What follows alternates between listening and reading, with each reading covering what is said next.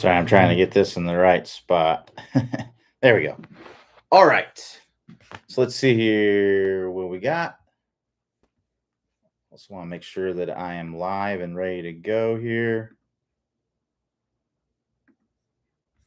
Sorry, bear with me. I'm just trying to get to my page.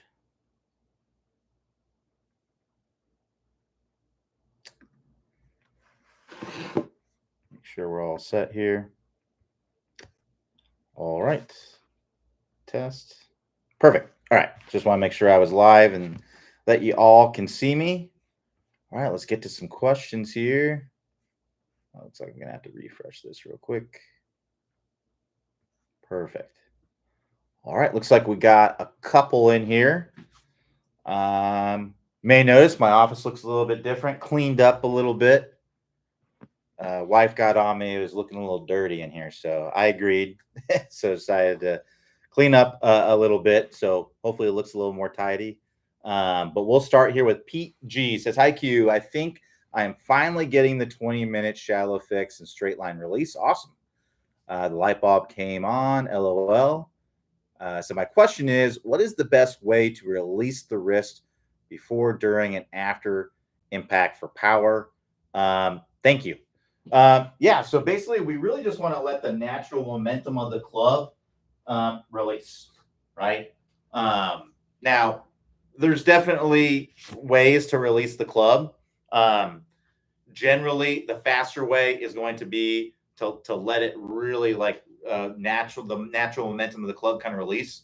There are some players that kind of hold the face through contact, so like a Jordan Spieth, kind of holds the face through contact, doesn't necessarily let it kind of roll over like that. But really, all we're trying to do is let that club, kind of the natural momentum of the club, kind of roll over. So basically, I'm coming in like this, and I want to go ahead and let that momentum of that club kind of release over. As I'm coming through, I'm not trying to hold anything off, right? But if that works great for you, if holding off that face, you like to hit fades and you want to hold off that face as you're coming through contact, and it may be a little less fast, right? That's totally fine. You can totally do that. It's just generally going to be a little bit faster to let the natural momentum of the club release. Way we can get a little bit more power with the release is to basically feel like we're pulling up on the handle as we're coming through, right? So if you look at this here, if I were to hold this club from a fixed point, right, and just let it swing down, right, it's going to have a certain amount of speed at the bottom, right? Well, now look what happens. I'm gonna hold this club like that again, but I'm gonna pull up on it this way as I let it go, and you can see how that's actually faster, right? Because I'm applying a force in the opposite direction of where that club's going. That's going to allow that club to speed up, right? So that's what we're doing in the golf swing as well. Generally, right about right here, when our hands are in front of our trail thigh, usually it's around in that area. This is where our hands are typically at the lowest point, right? And then from here, the handle is going to work up and around as our arms work up and around, right? And the hands pull that club up and around to get it to release, right? So if you think about, how can I make this handle fly fast? How can I make this handle turn up a lot faster? This is something that Rory McIlroy does really, really well. Go on YouTube. TaylorMade actually has a great slow motion video of Rory McIlroy, and you can very clearly see this. There's all kinds of slow motion video of Rory, but what he does is when he starts that downswing, he pushes his chest down and his hips back, right? So from this angle, it would look like this. My chest is going to go down and my chest is going to go back, right? You may call this the squat move. Now, keep in mind, there's a big mistake that a lot of people have with the squat move. They think it's literally like a squat, like a barbell squat, like I'm putting this on my back and then I'm going like this. That's not really what's happening here. It's actually kind of more like a good morning, right? Where I'm flexing my hips. Where a good morning is basically where I'm just hinging at my hips, right?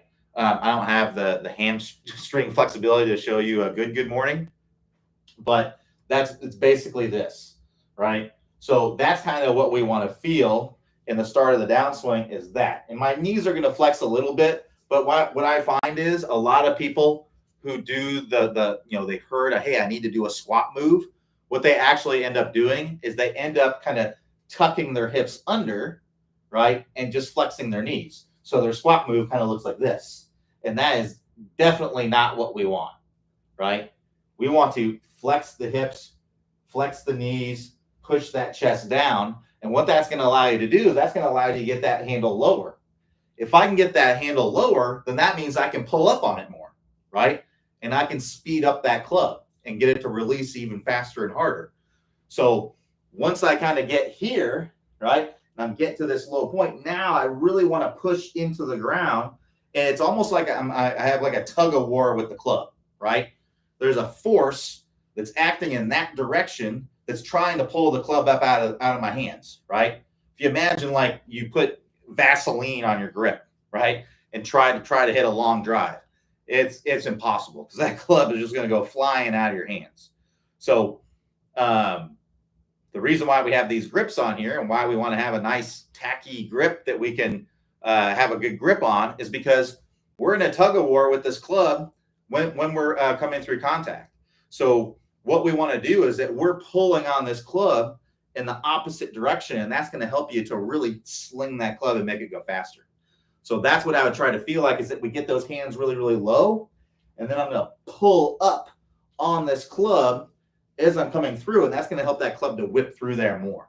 There's actually a great video, I believe it's from the compression line course, where Clay talks about releasing the club with the legs.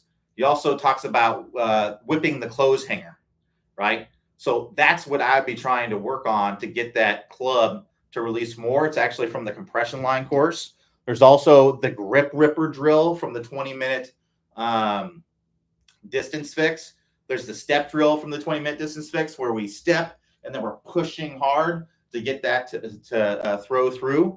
Those would be things I'd be looking at. So on the website, use the search box. In the upper right-hand corner, there's a search box. If you're on the mobile website, there's still a search box. It just takes a minute to find it.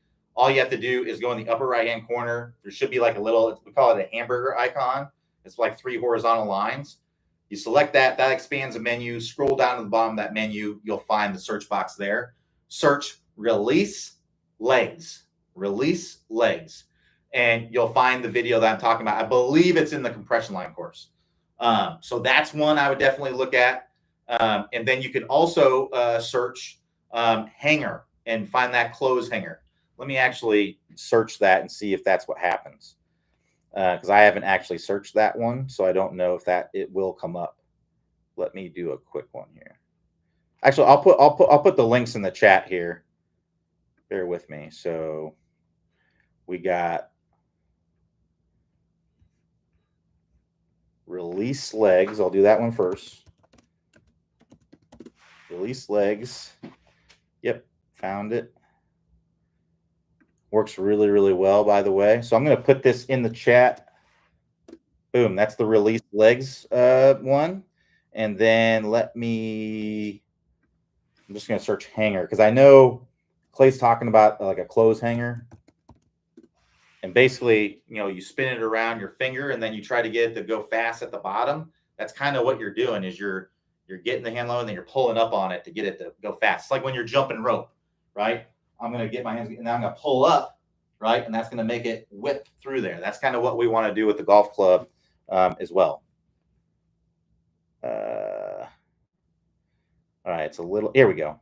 Whip club like a clothes hanger. Here we go. Those might even be hand in hand with each other. Yeah. So it's funny. It's actually, those are from the compression line course. So 2.2 from the compression line course and 2.3. So 2.2 is the whip the club like the clothes hanger. I'll put that in the chat. And then 2.3 is the release with the legs. That's what I'd be doing. So I'm just posting. Actually, I have them in opposite order there. Because 2.2 is the hanger one and 2.3 is the release with the legs. I have the legs first in there, and then the clothes hanger one. But that's what we want to feel to get the club to release harder. Is we want to get those hands low, and then we want to pull up on the hands hard to get that club to really, really whip through there. So yeah, great question. Thanks for asking. Appreciate it. Greg, I'm going to get a quick refill on my drink here, and then I will get to your question. I'm got cotton mouth a little bit here. Just got done doing a bunch of lessons. I'm not sure I took a drink of water the whole time.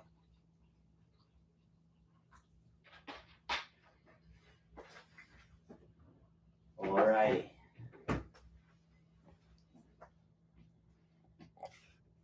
I'll get back to my page here. Perfect. So Greg T says, hi Q, does the left leg straighten on the downswing? And if it does, when? Prior to impact or at impact? It's actually neither. So yes, the left leg, assuming you're talking about a right-handed golfer, yes, that left leg straightens through contact. It's straightening, right? It's straightening. It's not going to be straight at impact generally. I know there's one player for sure. It's like Brooks Koepka. His leg is kind of fully straight right at impact. But most players, that lead leg is straightening. It's not straight at impact. It's typically not fully straight until after the release, generally. So basically, I'm coming down, I'm flexing my knees, and then from here, my lead leg is straightening, right? Here I am at impact. It's still straightening, but it's not straight, right? I'm releasing it, right? It's still straightening, but it's not straight. And it usually doesn't get fully straightened until around this club parallel position. Now, obviously, it can be a little bit different based on the player, but I would say on average, it's about right there. And then as they come around, obviously, in the full finish, it's straightened as well, completely straightened. But that leg release video that I just put in here, that'd be a great video to work on, getting the legs to release the club in the right way. But generally, around lead arm parallel in the downswing, that's when we're going to reach max flex of that lead leg. And then it's going to be straightening, all gradually straightening all the way to this position, right? So that's just generally how it works. But if you're getting the club to release great and all that stuff, and your lead leg straighten a little bit earlier than that, I wouldn't worry about it. It's not that big of a deal to get like the perfect amount of straightening or have that perfectly timed. It's as long as it's close, right, and we're getting that club to release in a good way. Now, if you're straightening out your leg early, your lead leg early, and you're releasing the club early, well, that might be part of it, right? There might be some other things that are going on there that's preventing that. And I would probably work with an instructor to kind of try to find that, through online lessons or something like that. But yeah, that's what I would recommend doing. Check out that video, the leg release one. It's one of the links that I just put in there. It's the first link. So I put 2 links in the chat. The first link is the leg release one. Check that one out. That's really going to help you to get the club releasing with the legs in the proper way. All right, let's keep going here. If we got questions, go ahead and post them. If not, no big deal. I will stay on here till 6 p.m. Eastern time. That's when I got to sign off. Ready for some college basketball tonight. All right, so Steven says, Q, is there a foolproof drill to find the bottom of my swing? Not to find the bottom. The only way to kind of really find the bottom of your swing to like know for sure where it is would be to be like on TrackMan or something like that. But you can find very easily where you're hitting the ground, right? So one thing I would recommend for that is a divot board. This is by far the best training aid that I know of that tells you immediately where you're hitting the ground. Now, keep in mind, where you're hitting the ground is not where the bottom of your swing is, right? It can be, but it's not, a lot of times it's in the middle of the divot. So if you imagine I'm coming down here. My club is working down in an arc, right? And let's say my ball is right here where this yellow dot is. That's where I make contact with the ground. I come through and I make a divot, right? Well, typically, if we're kind of looking at this here, let's say that my ball was in this yellow dot and I hit the ground right in a perfect spot. That's going to allow me to hit it really solid. Really, I can hit the ball anywhere from probably about right there. You can usually hit about an inch behind the ball. It depends on the lie a little bit. Depends on the conditions of the lie and all that stuff. It depends a little bit on how down you're hitting on the ball, how much down you're hitting on it. But generally speaking, you can usually get away with a little bit behind it. But pretty much any situation, if you're putting the ball in this circle and you are hitting the very beginning of the circle, pretty much any situation that is going to be a solid shot, whether you're hitting down on it a lot or not hitting as much down on it. Still hitting down on it, but not as much, right? So my club is working down when it hits right here. It's going to still be working down, and usually around the middle of your divot, that's where the bottom of your swing is going to be. Not always, but generally speaking, right? So there isn't a foolproof way to find exactly where the bottom of your swing is, because the only way you're going to be able to do that is to literally have a machine that measures it. But you can have a good idea of it. The good thing is that it's not as important where the bottom of your swing is. It's more important where you're hitting the ground, right? So that's what I pay attention to, because I can hit the ground right here and the bottom of my swing can be here or it can be here, right? So now if you're hitting the ground in the right spot and then you're just taking really deep divots, like digging a trench, right? Now if it's like super soft conditions or something like that, that'd be one thing. But let's say, you're just taking these massive deep divots, but you're hitting the ground in the right spot. Well, then the low point of your swing is probably too far forward, right? It's too far in front. It's fairly rare. I don't see that very much. I generally see more where the low point is not far forward enough, right? And typically, if you are hitting a lot of thin shots or chunk shots, that usually means that the bottom of your swing is happening either at the ball or sometimes before the ball. Because, your best case scenario in that situation is probably if you have a lie where the ball is just sitting up on the grass like it's on a tee, and you can actually even hit up on it in that situation a little bit, not a lot, but a little bit. But if you don't have a lie like that, you can't, your swing can't bottom out where the ball is or before the ball, because the ground's in the way. You're going to hit it thin or you're going to chunk it, right? So basically, either if you get the arc perfectly down to where the bottom of that arc is just barely touching the ground, you might be able to hit a semi-solid shot, right? But usually it's probably going to be thin. And then if you get that arc too much into the ground, well, then that's going to be a chunk. So that's an indication that we need to get the bottom of the swing more forward. But the divot board here is the best tool out there to see exactly where you're hitting the ground.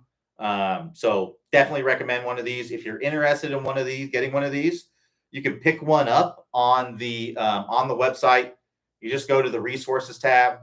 That brings you to the page with all the stuff that we recommend: training aids, launch monitors, books, all sorts of things that we recommend. You will find it on that page, and you'll find the divot board on there as well. So definitely recommend getting one especially if you're struggling with ground contact, because this is just a great tool. You can work on this inside. There's all kinds of drills you can do with it. It's just a great training aid. There are pros and cons to it. Some people don't like it because it's raised off the ground a little bit. But the way I look at that is, yeah, that's not ideal. But on the golf course, that's not how it's going to be. You're going to have some lies where the ball's above your feet, somewhere it's below your feet, somewhere it's perfectly level. you're not going to have perfectly level lies all the time. Now, if you're in a situation where it's always perfectly level lies, right?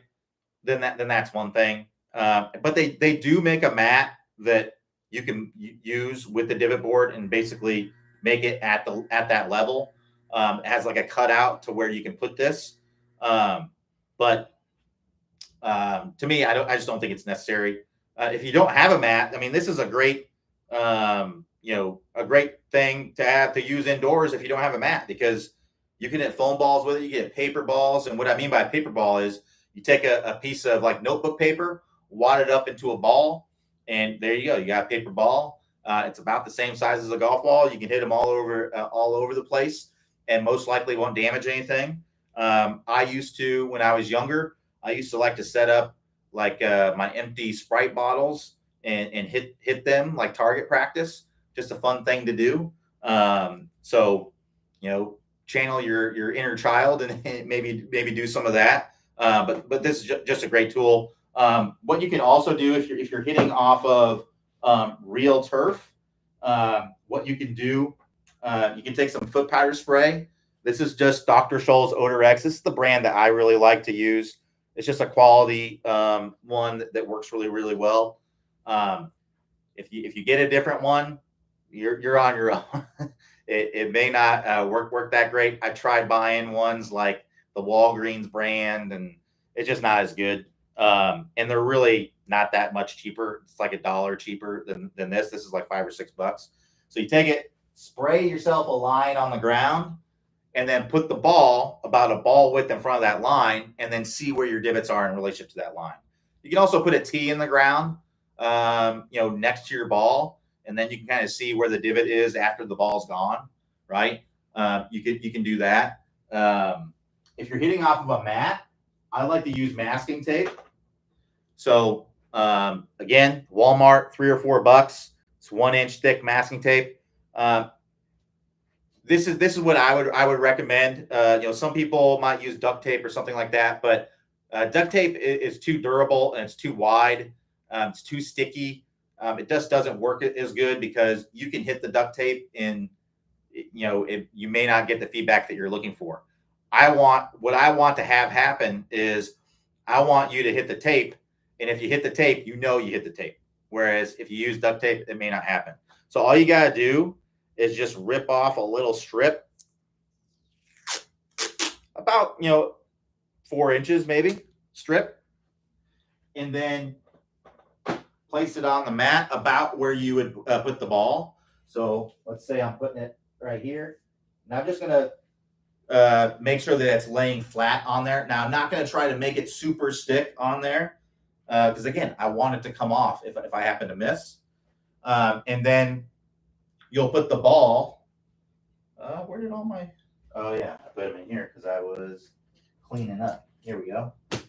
So then you'll put the ball. I didn't realize you guys couldn't see that. Let me move it. So yeah, I'm just laying it flat, and I'm going to put the ball about a ball width in front of the tape.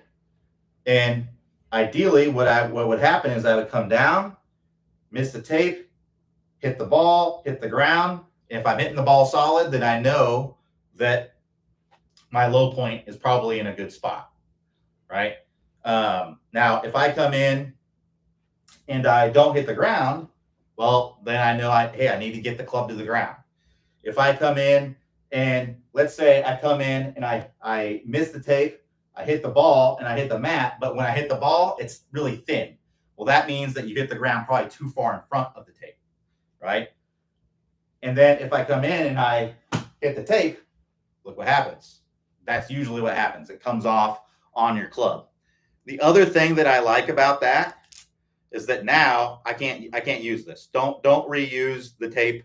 It's not that expensive. Just wad it up, and take your trash out when you're done. But because if I was to try to reuse this tape, a lot of the stick is gone and it's not going to lay flat, and I may end up hitting the tape when I hit a good shot, right? So just get yourself a new strip of tape. And that's part of the reason why I like it as well, is that you do that a few times you do that 5-6 times in a row where you come down, you hit the tape. I tell you what, you're going to try a lot harder on the next one because it's going to get annoying re-putting the tape down, right? So part of the reason why I like that as well. So granted, these things aren't going to tell you where your low point is, but they are going to tell you where you're hit, if you're hitting the ground in a good spot. The divot board will specifically tell you where you're hitting the ground. If you're hitting off a real turf, you can specifically see where you're hitting the ground in relationship to the ball. And if you're on a mat, you can use tape, and you'll be able to know, okay, am I hitting the ground too much before, too much after, based on the feedback that you're getting. So those would be the ways that I would kind of check it out to see if you have an issue there.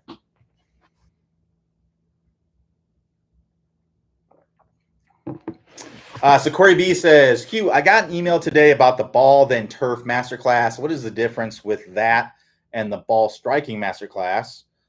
How do I know which one I should take or stay with the all access membership? All right. So the ball then turf masterclass is going to be all about hitting the ground in the right place. That's what it's going to be all about, specifically about that. Now, in the ball striking masterclass, we work on something that's called the Big Four. And ground contact is a part of the Big Four, but it's not as in-depth as the ball then turf masterclass. There's going to be some different drills that you're going to be doing in there, and there's going to be more technique things in the ball then turf masterclass. Whereas the ball striking masterclass, it's not going to be as much technique. It's going to be more about understanding what it takes to hit a good shot, what needs to happen at impact, how to practice, develop skills, and things like that. And ground contact is something that we work on there, but we also work on strike location. We work on club path. You do touch on these things a little bit in the ball then turf masterclass, but you're just not spending a lot of time on it, right? So for example, one way that you can hit the ground later, right? So let's say you're hitting the ground behind the ball, right? Well, one way that I can hit the ground more in front of the ball is by coming over the top, right? Because if you imagine this, let's imagine that I'm standing at home plate, baseball field. I'm in the right-hand batter's box here. We got center field out that way, right field. We got first baseline. Imagine I was to swing this club in the direction of first base, right? So let me move this ball out of the way. If I were to swing this club in the direction of first base, where's my club going to bottom out? It's going to bottom out more back here, right? More in front of my trail foot. Now think about it in the other way. If I swing in the direction of third base, well, now look at where my club's going to bottom out. It's going to bottom out more in front of my lead foot, right? So that is one way that I can move my ground contact forward and be able to more easily make ball then turf contact. But the problem is that I'm coming over the top to do that. So that is one thing that you touch on in the ball then turf masterclass, is making sure that we're not coming over the top, to make sure that we're not coming over the top and we're still able to make ball then turf. But the focus is just going to be on ball then turf. That's the entire focus of the course. They touch on some other things that you make sure that you're not doing. It's like the old saying, robbing Peter to pay Paul, right? You're doing one thing and then you got a consequence in another area. You don't want to have that, right? You want to get this fixed and then not have any consequences because of it, right? And that's basically what happens. If you're coming over the top to make ball first contact, it's like, well, you're making ball first contact, but now you're coming over the top. You don't want that. So that's why it's touched on in the ball then turf masterclass. Also, the ball then turf masterclass is a shorter course. I believe it's 4 weeks. It's like a month. And it's all about ball then turf. That's what it's all about. The ball striking masterclass is actually like a 3-month course, 13 weeks, right?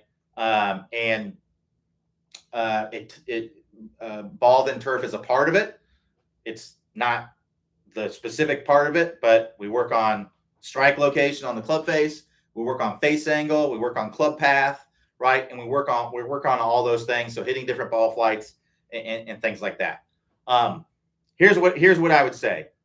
if you have a really big issue with, like you've really tried to work on, fixing the chunk shots, and for the life of you just can't do it, I would recommend the ball then turf, because that's going to specifically work on your issue, and you're going to be concentrated on that, right? You're going to get more out of that more quickly, right? Your results are going to be quicker. If, generally you just have issues with making ball then turf contact, you're hitting it off the toe, your ball flight is slice, hook, whatever it might be, then I would probably do the ball striking master class, because it goes into everything that goes into making the ball go where it goes. Whereas ball then turf is just about the ball then the turf, that part of it, right? And that's just a part of the equation, right? So that's the way I would kind of look at it. And you can also do both, right? I wouldn't do both at the same time. You can maybe do the ball then turf, get to where you're in a pretty good spot with that, and then maybe do the ball striking masterclass after that to learn, all the other stuff that goes into hitting a good shot. What has to happen at impact, what we call the big four: ground contact, strike location, face angle, and club path. If anybody has any questions about that, I'll be happy to answer that. So since we don't have any new questions, I'll just kind of filibuster here and start talking about some of that stuff. So strike location, what are we talking about there? So let's talk about where we're striking the ball on the club face. So hitting it off the toe, hitting it off the heel, high on the face, too low on the face. That's all about strike location, right? Most people, if you're not hitting the ball solidly, right? So let's say you're making ball first contact, but you're not hitting it solidly. Most people are going to have a bias toward one side of the face or the other. A lot of people don't even know that they're not hitting it solid, and they haven't been hitting it solid for a long time, and they just think that that's the normal thing, because that's all they felt. They haven't really felt what it feels like to hit a truly solid shot. So if you are in that situation, I'm getting the foot power spray out again. Highly recommend getting yourself some of this. Spray it on the club face. It doesn't take much. I mean, literally just go. That's it. And then hit some shots, and you'll be able to clearly see where you're striking on the face. This works best on driver. If you're hitting, here's where I would use this. Driver, always. I would always use this for driver, whether you're indoors or outdoors or whatever. I would also use this with irons if you are indoors and hitting into an impact screen. If you're indoors and hitting it into a net, you can use this other method, or this one. You can do either or. But if you're hitting into an impact screen, like where they're projecting, like a simulator projection screen, essentially, you don't want to use the other method, because it can mess up the other method I'm going to show you, because it can put marks on the screen. The foot power spray is not going to damage the screen or anything if a little bit gets on there, but the marks that I'm going to show you. So that's where I would use this. Where I wouldn't use this is if you're hitting off of real turf with irons, because a lot of times, when you hit the ball, well, sure, right at that moment, you're going to see that, but then you take a divot, or maybe there's moisture, and now all that rubs off on the face, and now you can't see the strike anymore. So you'll want to use a different method for that. If you're hitting off of mats and there's a lot of outside and there's like a lot of moisture in the mats, that could also rub off on the face, and you won't be able to see the strike. So for those situations, I recommend using the marker method, dot method, whatever you want to call it. But basically, dry erase marker, Expo. This is the one that we found works the best. Expo dry erase marker. You can use a Sharpie too, but permanent markers, it's just a little bit harder to rub off, because basically the way that it works is, I'll take the ball, and there's a couple of ways that you can do it. So one way you can do it is you can fill up a dimple on the ball with some ink, and then just make sure that dot on the ball is facing the club face. And then when you hit it, that dot will rub off on the face, and you'll be able to see where you struck it on the face.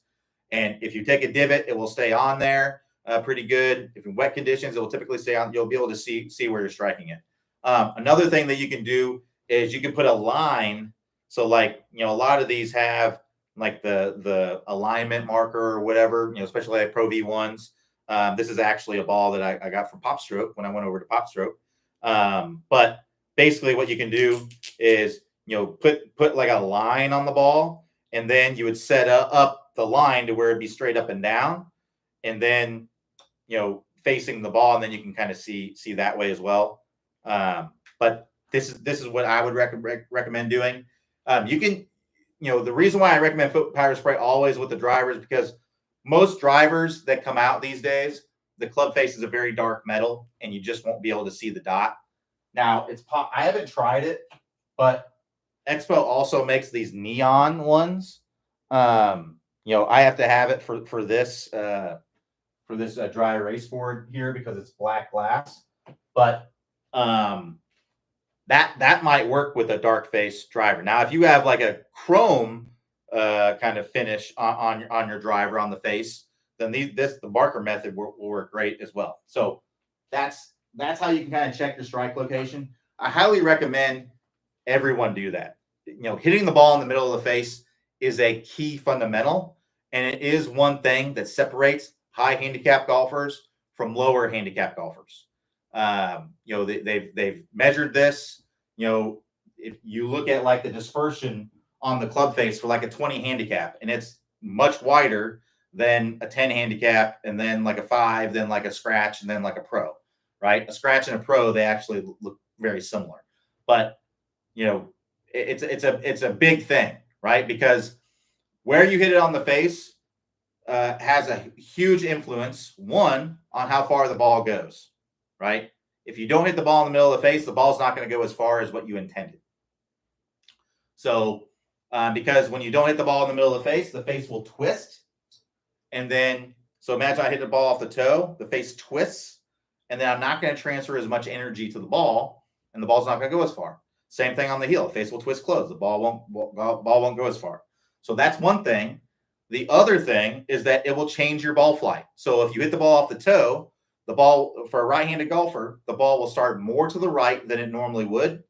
Then it will tend to draw more or fade less, right? Doesn't mean it will necessarily start to the right.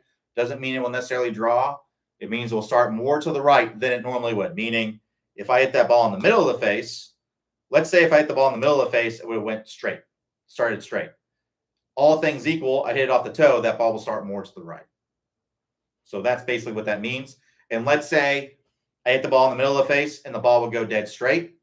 But if I hit it off the toe, that ball will tend to have a little bit of draw on it. Now, it depends on how, if you go excessively off the toe, so if you have kind of an extreme toe strike, that face will twist open so much that it may not draw back. It may just go squirt out to the right very weakly, right? So it has a huge influence not only on how far the ball goes, but also the accuracy of your shots, right? So that's why it's a key fundamental. A lot of people have no idea where they're hitting the ball in the club face because they rarely ever hit the ball in the middle of the club face, and what they think that they're doing is normal, so they don't know what a really solid shot feels like. So I highly recommend every single person, check that regularly. Check where you're hitting it on the face, because like I said, it's a key fundamental. It's one thing that all the best players do. So, the best players at your club, wherever you're playing, they're hitting it here. They're not hitting it way over there. And like I said, most people are going to have a bias toward one side or the other. So let's say that you measure it and you find that your dispersion is kind of like all like this. It's all, some are kind of in the middle, but then the heel, right? A lot in the heel. And if you have frequent shanks, odds are you're probably hitting it off the heel a lot, and then your shanks just happen when you get too close to the heel, right? So most likely you have a heel bias. So if you're in that situation, what I would recommend doing is go out to the range and hit as many shots off the toe as you possibly can. Go exaggerate it as much as possible. Set up the way that you normally would.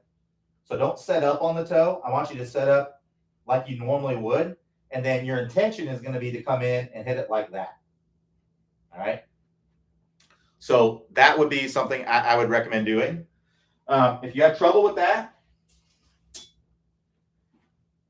take an alignment stick, and this would just be opposite if you have a toe bias. But take an alignment stick, put the ball up close to it, right? And now, what I would have you do now in this situation, you are going to need to line up a little bit on the toe, but that's okay, you know, for this particular part, because eventually you're going to work toward getting rid of the stick. But having this stick here is, you know, helping you to hit the ball off the toe, because the goal would be, I'm going to hit this ball without hitting that stick. I can't ever hit that stick. If I hit that stick, I'm in trouble, right? So that's something you can do. You know, a lot of the things that we do in life are to avoid discomfort, right? It's uncomfortable to hit this stick, so you're going to be more likely to do it if you have that. So another thing, if you really want to make sure that you do it, put your phone down there, put your fancy watch down there. And it's actually a funny story. Somebody told me they had a guy. It was actually at some clinic. It wasn't one of our clinics, but it was a clinic somebody was doing, and they were helping him, some guy, you know, get rid of his shanks. And he says, I know what I'll do. And he put like his Rolex watch. I think it was like, I don't know if it was a Rolex, but it was like a fancy watch. And he put it like this stick is right here. And he says, I bet you won't shank it now. And that guy took a swing and shanked it and destroyed his watch. He's like, well, I guess I was wrong. So, you know, it's not necessarily foolproof, but it certainly does. It helps quite a bit. This other thing that I've done, so that's what I would call kind of an avoidance type thing. What you can also do, I don't have a T handy, but here, I'll use this pen, right? I want you to pretend like this pen is a T. And what I would do, if I had a heel bias or a shank problem, what you can do, now I would only do this as a last resort, right? Because the reason why I say that is because you can't do this on the golf course, right? So this isn't necessarily going to help you on the golf course. It's going to help to train. It's going to show you that you can do this. It's just a matter of how you think about it, right? Because a lot of people, especially if they've never done it before, a lot of people have not tried to do something that would be wrong to get a good result, right? Because right now, what could be happening is, if you're struggling with shanks, is you're trying to hit the ball in the middle of the face, but what's actually happening, right? You're hitting the ball off the heel. Like, your intention is to hit it in the middle, but you're hitting it off the heel. And just to back up from that just a second, if you are not swinging with the intention to hit it in the middle of the face, that's definitely what you need to do. Because remember, that's a key fundamental. A lot of people are thinking too internally about what their body is doing and not thinking about what the club is doing with the ball. This is the impact's the most important thing. The ball doesn't care if you're keeping your left arm straight. It doesn't care if you're bowing your wrist. It doesn't care about any of that. It only cares about how this club is being presented to it at impact. So, you know, when you're out on the course, really that needs to be the main thought. Now, if you're having trouble with something and a technical internal thought, meaning you're thinking about what your body is doing, directly helps you to achieve that, then that's totally fine. So, for example, let's say I'm hitting the ball, I'm shanking it. Well, a technical thought might be, I'm going to feel like my weight is entirely in my left. I'm going to feel like when I'm at contact that I'm like this. Like, all my weight is in my left heel at contact. Because a lot of times shanks are the product of sometimes kind of going like this and really moving the hips toward the ball, right? Because that takes away space for the club to work through. So that could be a good technical thought. But again, I want that to be the last thing that you do, because I would rather you focus on impact and then do that instinctually. A lot of times that happens. Because if I tell you, like, hey, you got to hit the ball off the toe, well, you're going to move your body in a way that's going to allow you to do that. Typically, that's going to move your weight more toward your heel, right? So that's why the first thing I would do is make sure that you are intentionally trying to hit the ball in the center of the face. focus entirely on that. Like all of your brain power needs to go into see ball, hit ball in the middle of the face. If that still leads to heel strikes, then what the next step would be see ball, hit ball off the toe. Exaggerate as much as you need to. You may need to even come in and feel like you're coming in swinging like that, like you're missing the golf ball, right? It's not it's a simple concept. I'm not saying it's easy, especially if you've never done anything like that, but that's the next thing I would do, because that's something you're going to be able to apply to the golf course right away, right? These other things that are where I'm going to kind of trick your brain a little bit, aren't going to do that. All right. The next thing would be like an avoidance drill. So putting an alignment stick, you can even put like a tee outside the ball. And basically you're making sure you're coming in and missing the stick and missing the ball. So basically setting up to this to where if I were to hit it on the heel at all, I would hit that stick or hit that tee. So that's where you'd want to kind of position it. If that doesn't work, right? And keep in mind, like I said, you would only do this for a certain amount of time, and then you would try to go back to just trying to hit the ball off the toe, because trying to hit the ball off the toe, because this is just to prove to you that you can do it, right? It's just a matter of how you think about it. So let's say you're able to get the ball off the toe without hitting the stick, and then you remove the stick, right? And then you go back to hitting on the heel. Then what I would try to do is visualize as if the stick is still there. Imagine it's still there, pretend it's still there, visualize it, and then do that. You want to do the exact same thing you did as if the stick was there, right? If the stick doesn't work, then what I would use is the next part, right? So take a tee, put it in the ground next to your ball, roughly about an inch inside your ball. Doesn't have to be exact, but roughly about an inch. So if we pretend like this pin is that tee, right? So I put it about an inch inside the ball there. I'm going to set up to this golf ball, but when I make my swing, my intention is going to be to hit that tee on the ground in the middle of the face. And if I do that, look what happens. I'm going to be hitting this ball way off the toe, right? So I haven't seen anybody not be able to do that one, right? But that's the last case result, because you have to be able to visualize, once you get to where you can do that pretty easily, then I would take it away, and then I would visualize that the tee is still right there and I'm still trying to hit that tee. So again, it's just a matter of how you're thinking about it, right?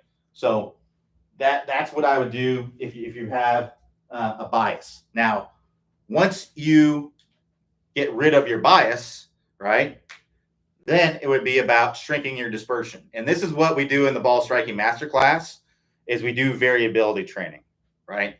So what variability training is, where you do things on each side of where you want to be.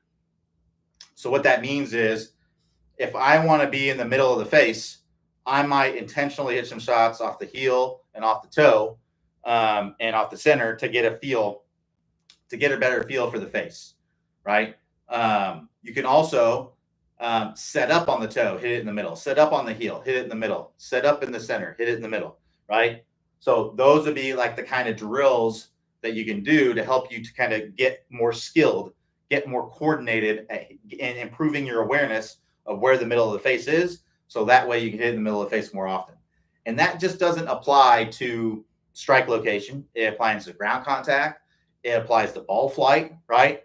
So that's why with ball flight, generally we want to be pretty darn straight. So to stay pretty darn straight, what we want to do is practice hitting draws and fades to give you a better feel and awareness for where straight is. And if you can do that, you're never going to get too far away from straight, right? But if all your life, all you do is hit draws. Now, let's say all you do is hit draws and you never stray away from it. You never overdraw it or underdraw it. It's just always just your beautiful draw. Then that's great. You are pretty zeroed in on awareness with your ball flying. And if that's repeatable, do it. Do your thing. But what happens a lot of times is that people will hit a draw, right? And then the club path just starts to get too much from the inside, because we're human. We're adaptable. Over time, we change a little bit. So we start swinging a little bit too much from the inside, right? And now we end up blocking and hooking some shots. And then, our draws are bigger draws. And we don't want that, right? So that's why we just want a little baby draw on it. The best players in the world, they curve the ball 3 yards per every 100 yards that they hit it. So if they hit a 100-yard shot, on average, that shot's going to curve 3 yards with a pro, right? Which is very little, right? It's a very, very small amount of curve. You think about like a 300-yard drive, right? On average, that ball is going to curve 9 yards on a 300-yard drive on your average tour player. If we're watching that, most of us are like, well, that's pretty straight, right? Well, that's what they do. The pros hit it pretty darn straight. They're not usually hitting these big, they're not on purpose anyway, typically. Now, obviously, there's outliers. There's like Bubba Watson, plays Bubba golf, right? He's curving the ball a ton everywhere and almost every shot. There's outliers and everything. And if you're great at doing that, then by all means do it. But if you struggle with consistency, right, then you want to make sure that all of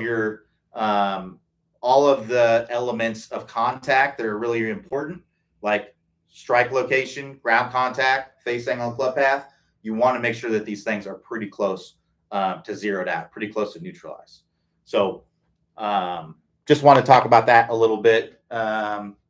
We didn't get any more questions, but I got a few more minutes on here. If we got any more, if anybody has any issues, I'll be happy to help if you want to ask on here. Let me make sure that we are, yeah, okay. Yep, so just want to make sure that we're getting the latest and greatest questions on there. So yeah, I highly recommend, everyone needs to do the ball striking masterclass. Literally everyone. The only people that the ball striking masterclass is not for is a total beginner. So someone who just started playing golf. Because it's probably just going to be too much, right? It's intended for someone who is somewhat experienced golfer, right? So if you're a total beginner, I don't really recommend it. Like, you just started playing, it's not really a course I would recommend. I would stick in the Top Speed Golf system for a while, get some experience, and then start doing the ball striking masterclass. The other person that the ball striking masterclass would not be for would be someone who's already practicing in that way. So, like, for example, me, like the ball striking masterclass would not be for me. It wouldn't make any sense for me to do it because I already know and do all the stuff that's in there, right? So that's really the only two people. Everyone else needs to practice this way. And I will say, there is a guarantee with it. It's guaranteed you will improve if you work through the course. So we're that confident that you will improve with it if you stick to the drills and you do it. So basically, let's say you sign up for the ball striking masterclass, you do all the drills, and you don't get any better, right? Well, just turn in your workbooks, because with the ball striking masterclass, every week there's a workbook that you fill out with because basically a lot of the drills, there's a score, right?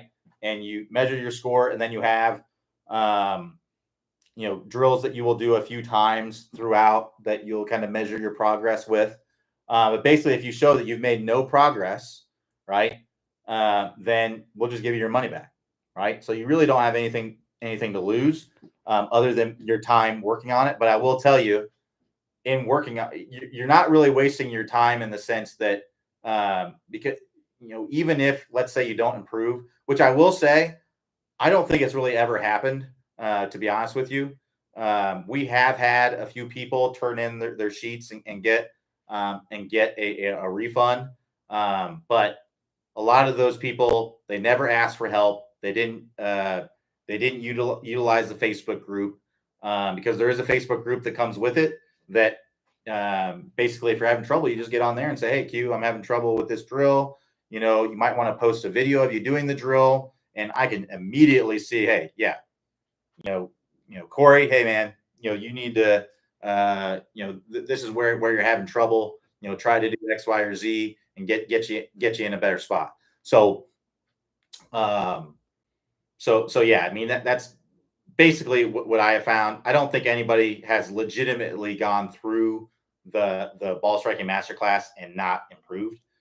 So the only thing that I could see is that somebody didn't really play much golf, and maybe they played 1 or 2 rounds, and those rounds just weren't great. So their handicap didn't go down. It might have gone up, but I mean, you gotta turn in. That's kind of you gotta turn in scores. You gotta play a little bit, So, but anyway,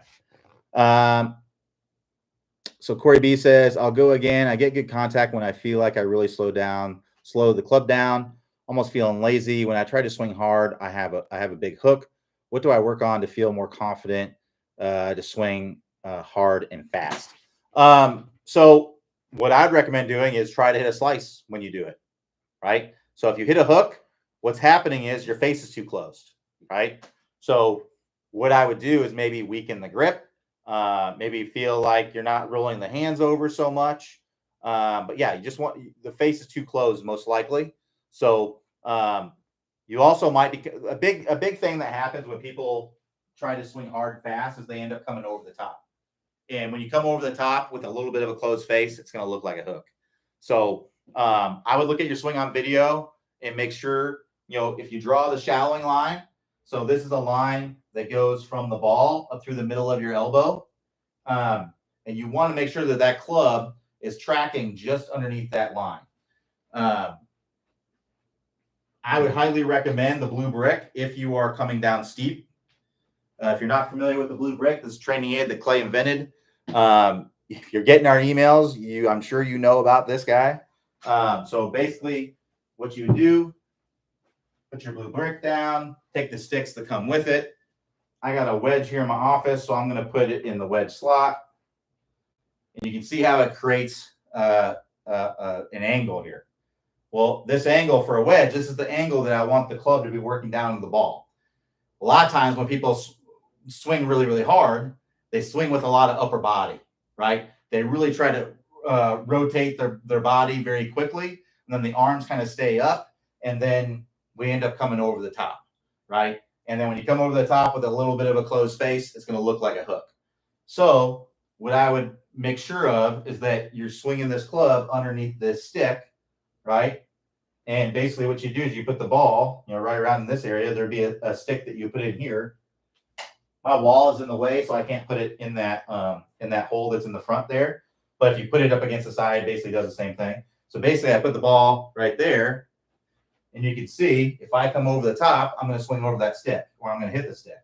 So I want to make sure that I'm swinging underneath that stick as I'm coming down. That's going to allow you to get into a much better spot. So that's what I would recommend doing if you're struggling with that. I don't know exactly what's causing the hook. It's either your club face is just really, maybe you're swinging from the inside and your club face is just really closed. If you're looking on video and you see this club is working from the inside, then the face is just too closed. So what I'd recommend doing is weakening the grip, or feeling like you're not rolling over that, like feel like you're holding that face open through contact. If you look on video and you're coming over the top, well, then I would work on this. Put a stick. You don't have to have a blue brick. It just makes things a lot easier. If you're working off a real turf, you can just put a stick in the ground at this angle. And the angle is basically the lie angle of the club. Is going to be pretty close to that. So for a wedge, it's like 62 degrees. For a 6-iron, it's like 60 degrees. For a driver, it's like 45 degrees. So that's what I'd recommend doing if you're struggling with that. But that ball striking masterclass is going to help you to understand why the ball does what it does. So that way you can be like, well, I'm hooking it. Well, I know exactly what's happening at impact. I know exactly what I need to do. So that's really what the ball striking masterclass is all about. And every single person, I think, other than a total beginner and someone who already knows and does all that stuff, will benefit from it. All right, I gotta jump off here. Thanks everybody for joining me. We'll be back here tomorrow, Tuesday, 11 a.m. Eastern time. Everybody have a great rest of your day. I will talk to you next time.